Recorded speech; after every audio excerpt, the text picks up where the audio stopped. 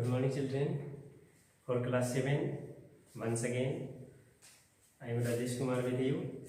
We were learning about the nutrition in animals. In previous lesson, we were learned about the modes of holozoic nutrition, that is ingestion, digestion, absorption, assimilation and egestion. Now today we will learn about the modes of nutrition in different animals. हम लोग आज पढ़ेंगे कि भिन्न भिन्न जीवों में nutrition के तरीके अलग अलग होते हैं. Let's come to know about the mode of nutrition in amoeba. आइए हम लोग आज पढ़ेंगे अमीबा में पोषण कैसे होता है. Nutrition in amoeba. We know that amoeba is an unicellular organism. The structure of amoeba is jelly-like and the shape of the body is irregular. Amoeba की रचना एक लसलसे जेली जैसे पदार्थ की तरह होती है जिसकी आकृति इरेगुलर होती है, अनियमित होती है, यानी कि कभी भी उसका शरीर का बनावट एक जैसा नहीं रहता है, हमेशा चेंज होते रहता है. But it is a typical organism of single cell. ये एक कोशिका का एक बहुत ही विचित्र जीव है जो जल में पाया जाता है. इसमें पोषण की क्रिया कैसे होती है? एक कोशिकीय होते हुए भी यह ठोस भोजन लेता है. Amoeba is unicellular organism but it takes the solid food particles.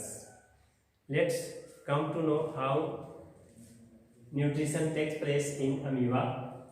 This is the figure of amoeba. यह अमीबा का शरीर है. Amoeba has different finger-like projections. Amoeba में कई अंगुली जैसी रचनाएं पाई जाती है. That is called pseudopodia. यह इनका pseudopodia जिसे फुटपाथ कहते हैं. Pseudopodia means false feet, मतलब झूठा पैर. यह कभी बनता है कभी बिगड़ता है, लेकिन इसी की मदद से अमीबा तैरते हैं पानी में. Pseudopodia helps amoeba to swim in water. It also helps to catch food. यह भोजन पकड़ने में मदद करता है. Let's come to know how the nutrition takes place. When an amoeba come in contact with food particles, जब कोई amoeba किसी भोजन के कण के संपर्क में आता है, the pseudopodia try to cover the food particles. जैसे ही कोई भोजन का कण इनके नजदीक आता है, इसके pseudopodia इसे घेरने का कोशिश करते हैं, है ना. इस तरह से बढ़ करके घेर लेते हैं. यह है फूड पार्टिकल्स.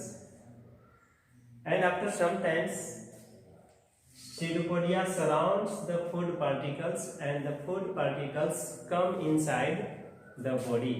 कुछ ही समय में इसके दोनों pseudopodia अगल बगल वाले सराउंड घेर लेते हैं और भोजन का कण अंदर आ जाता है. Now it is called food vacuoles. The food particle inside the amoeba is called food vacuoles. Amoeba के अंदर जो भोजन के कण होते हैं वे गोल थैली के रूप में होते हैं, उसे फूड vacuoles कहते हैं. After some times amoeba releases some digestive juices. कुछ समय के बाद ही अमीबा पाचक रस उत्पन्न करता है. This digestive juice break down the food particles.